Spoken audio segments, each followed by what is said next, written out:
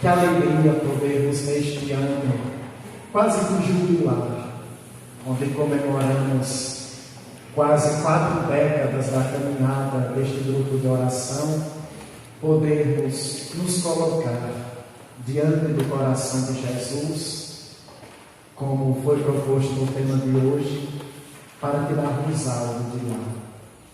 E hoje, o que quero que nós tiremos do coração dele para a nossa vida é a confiança. É essa palavra que está por trás de todo o Evangelho que acabo de ler. Vamos meditá-lo gota por gota.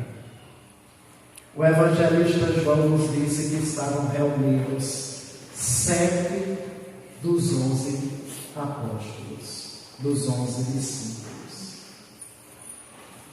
Dos 7, a identidade de 5 deles foram reveladas para nós.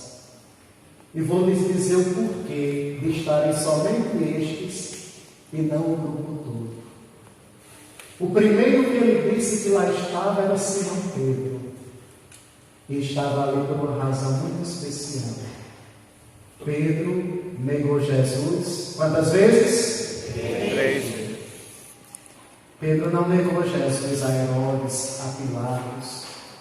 Pedro negou Jesus para os empregados, para aqueles que o Evangelho nem sequer uma identidade coloca.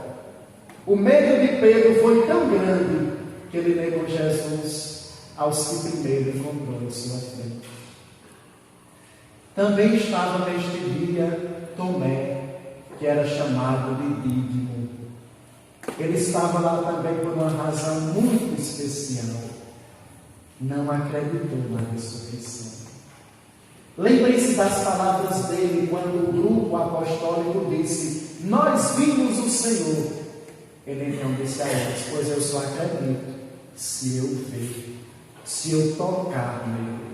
Só a palavra de vocês não basta para que eu acredite.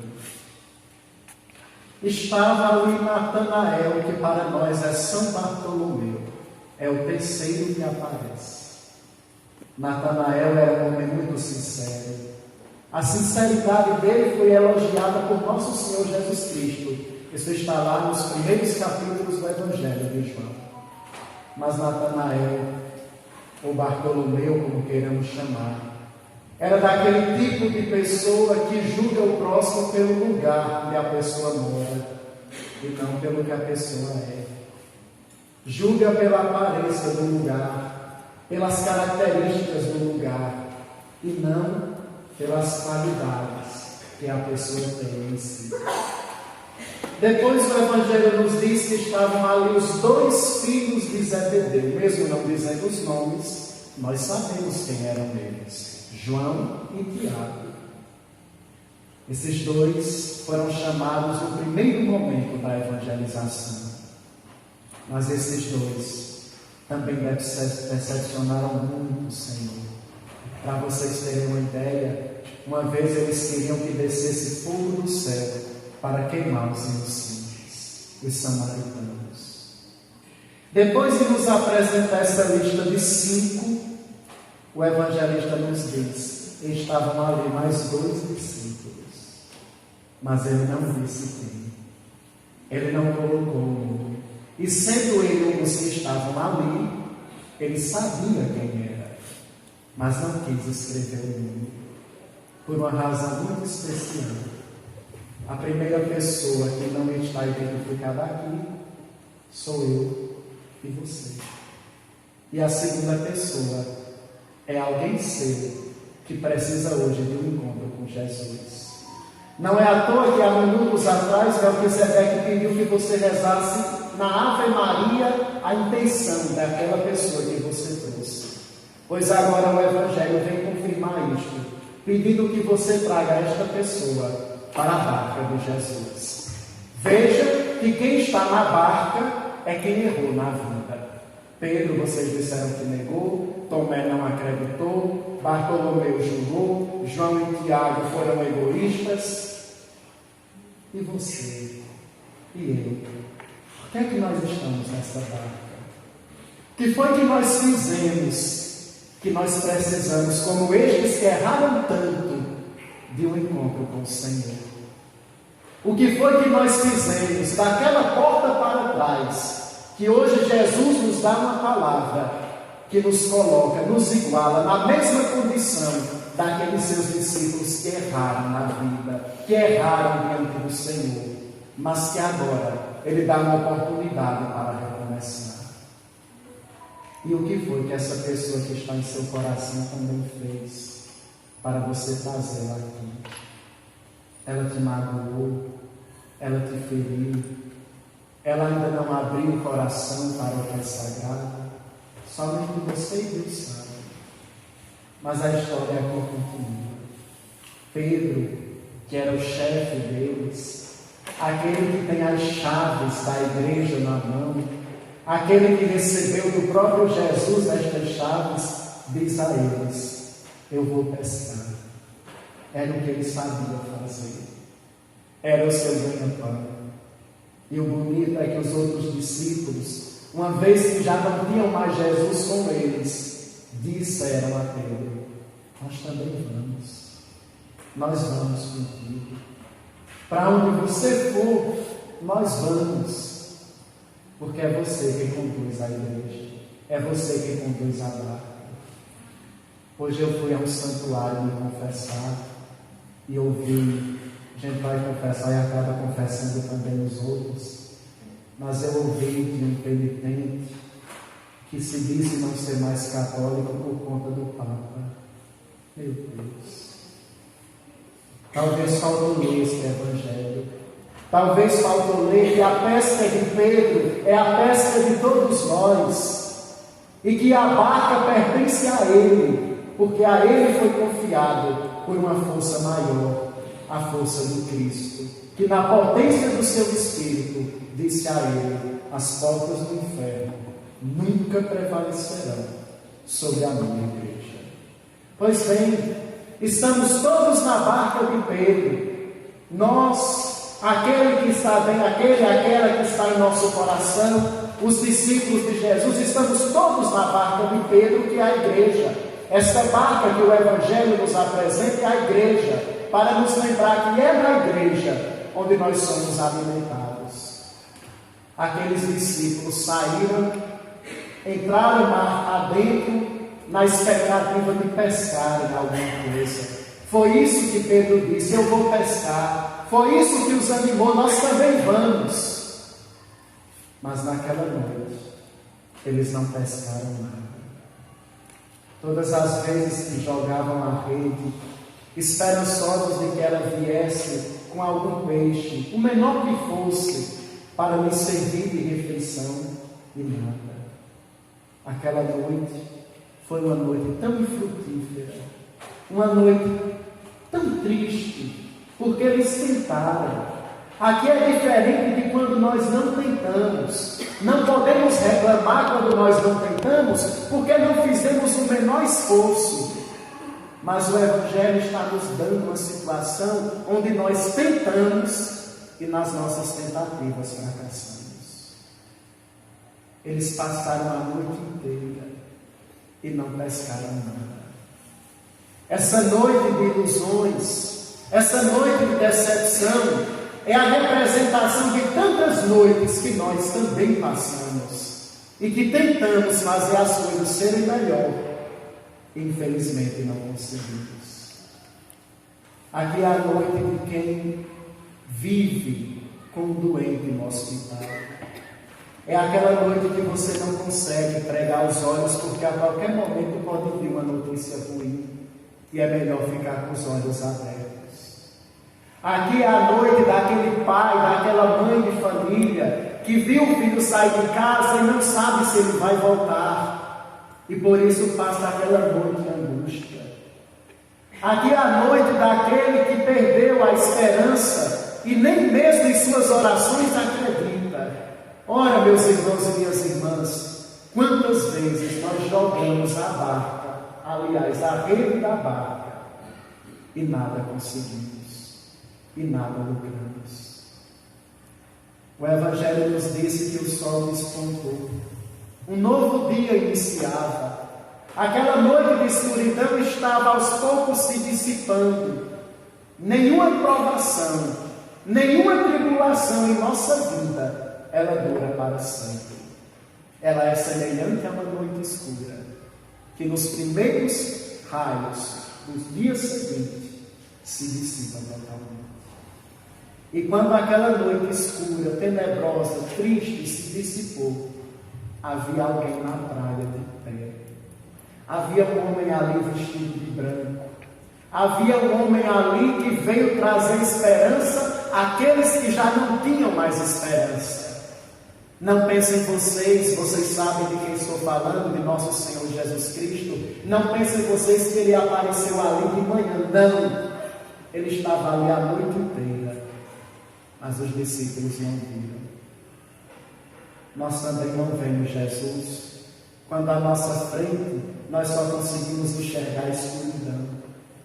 Nós não vemos Jesus quando somente o que temos diante dos nossos olhos são os nossos problemas. Nós não vemos Jesus quando somente olhamos à nossa frente e vemos a doença, o luto, a separação, a preocupação. Torna-se impossível vê-lo. Ele está ali, mas nós não vemos. Foi necessário os raios do sol iluminarem toda a situação. Esses raios aqui podem ser a representação da nossa oração, da nossa perseverança, da entrega de nossa vida, mesmo passando pelas noites traiçoeiras, como nós cantamos sempre. Deus nos quer sorrindo, e talvez a chave disto tenha feito com que os olhos deles enxergassem melhor. Até porque o Evangelho foi tão preciso que nos disse até a distância, 100 metros, é mais perto do que no portão da igreja. Então, era quase que impossível não notar que tivesse alguém ali. Quando Jesus toma a palavra, grita para eles, como que desentendido. É assim que ele age em nossa vida.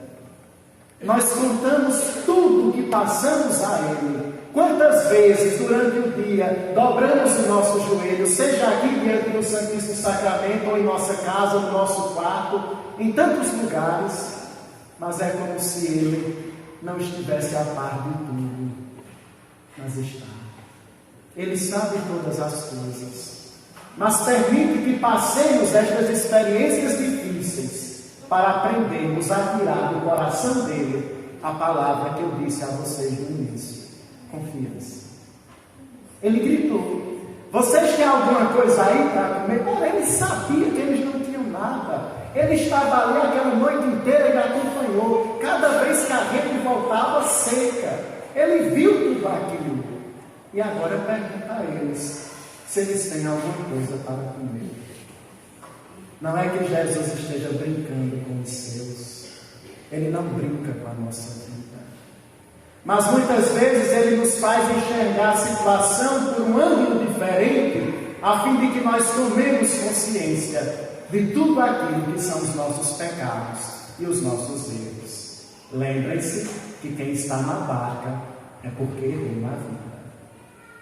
Eles gritam de lá: não tem nada. Acho que até gritaram um tanto revoltados. Depois de uma noite inteira sem dormir, sem nada pescar, com certeza não estavam bem-humorados. E aí Jesus dá a chave da confiança a eles. Joguem a rede do lado direito do barco e vocês vão encontrar alguma coisa. E assim eles fazem. Eles não questionam, eles não duvidam, eles não perguntam o porquê. Lembremos que ali desses 7 cristãos, Pedro, Tiago e João são pescadores por profissão. Eles entendem do mar, da barca, da rede, da hora de pescar. E agora Jesus dá uma recomendação nova. Sabe por que é que nós erramos na vida? É porque nós nos achamos sempre os sabedores de tudo, os entendidos de tudo. E quando nós nos orgulhamos porque sabemos e porque entendemos, aí vamos lá para baixo. E agora Jesus faz isso com eles. Joguem a rede do lado direito. A noite inteira eles pelejaram jogando a rede do lado esquerdo. e não encontravam nada. Mas eles sabiam que o lado esquerdo era o melhor. Só que agora Jesus dá uma recomendação contrária. Jesus altera a situação natural do fato. Jesus muda tudo aquilo que é o conhecimento deles, para que eles aprendam na escola da vida, muito mais que pescar, aprendam a confiar no seu Senhor. De fato, na hora que eles jogam a rede, que vão puxar de volta, já não aguentam mais. A rede está tão cheia que eles, vejam, 7 homens, 5 conosco, ele já não tem força de puxar, ele já não tem força de trazê-la para dentro da barca. Há tantos peixes ali que eles já não conseguem mais puxar aquela rede para dentro da barca. Ora, na hora que João viu, João é o discípulo amado, João é aquele que permaneceu de pé junto com Nossa Senhora das Dores, bem pertinho da cruz. João é o primeiro dos apóstolos a ir ao sepulcro de Jesus. Na hora que João viu, ele disse a Pedro: Pedro, esse que está ali é o Senhor. Pedro estava nu. Pedro estava sem roupa. O Evangelho foi buscar essa lembrança de Pedro para lembrar também Adão.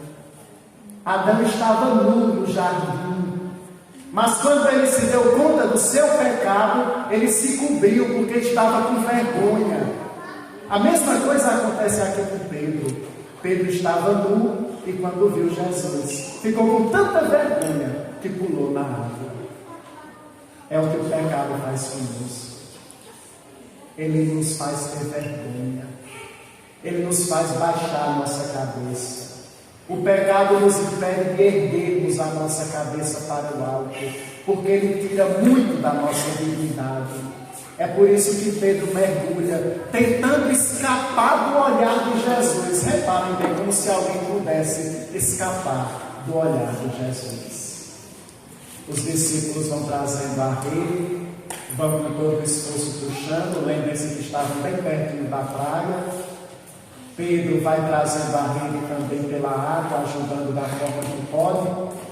E quando eles chegam na areia, Jesus já tem acendido fogo, já tem peixes na brasa, até pão aparece. Não sei de onde apareceu esse pão, mas o Evangelho diz que até pão tinha lá naquele momento.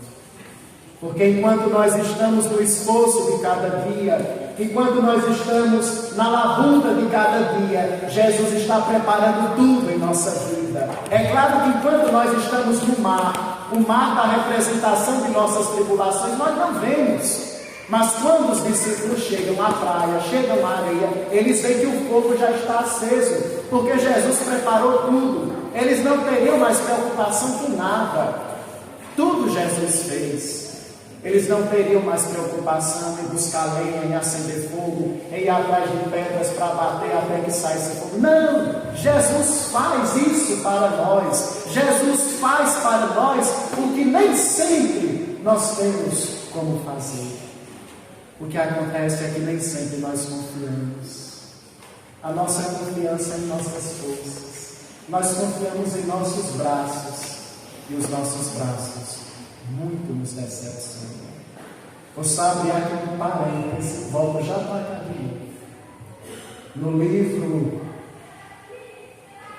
dos Números, diz que Moisés, aliás, o povo de Deus, estava prestes a enfrentar uma batalha contra os amalecitas para ganharem a terra prometida. Os amalecitas vinham marchando contrário ao povo de Deus, todos armados, bem equipados. E o povo de Deus, por sua vez, como nós cantamos naquele velho canto da igreja, só tinha o pó da estrada e mais nada. Não tinham nada para batalhar. Como era que é uma guerra desse jeito? Moisés então chamou Josué e disse a ele: eu vou rezar. É o que eu posso fazer. Junte os homens, vão ao encontro e eu vou ficar aqui rezando. Ele levou 2 companheiros, subiu a montanha era sempre na montanha, o local da oração, e chegando lá, ele ergueu os braços. Os companheiros dele foram vendo que enquanto ele estava com os braços erguidos para o alto, o povo de Deus tinha a preferência na guerra. Moisés era idoso, já tinha 120 anos. Aí os braços cansam. Na hora que ele baixava os braços, os inimigos tinham a preferência na vitória da guerra. Ele fazia o esforço, levantava novamente e os dele lideravam a situação. Quando os dois companheiros de Moisés viram aquilo, um sustentou um braço, outro sustentou o outro e não deixaram Moisés baixar os braços até que os deles vencessem. E o povo de Deus, que só tinha o pó da estrada e mais nada, pelos braços erguidos de seu dia, venceram aquela batalha. Quando os nossos braços estão erguidos, quando os nossos braços estão elevados para o alto, ainda que o cansaço tome conta de nós, em Cristo, nós já somos mais do que vitoriosos. Não sei nem por que eu entrei nisso, mas voltando agora para o Evangelho. Quando chegaram na praia, que viram tudo arrumado, eles trouxeram a rede com os peixes, muito pesados, a rede cheia mesmo, mas o Evangelho disse uma coisa muito bonita: a rede não se rompeu.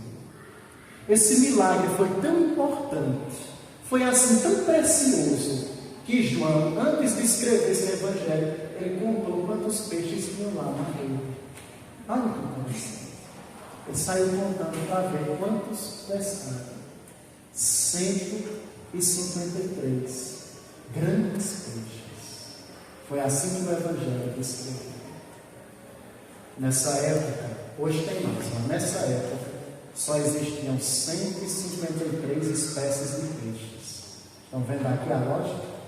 Era um peixe de cada espécie. Era um peixe de cada tipo. Para nos dar uma catequese muito profunda, que às vezes nós não queremos receber. Na barca de Jesus, na rede de Jesus, estão todos. E essa rede não se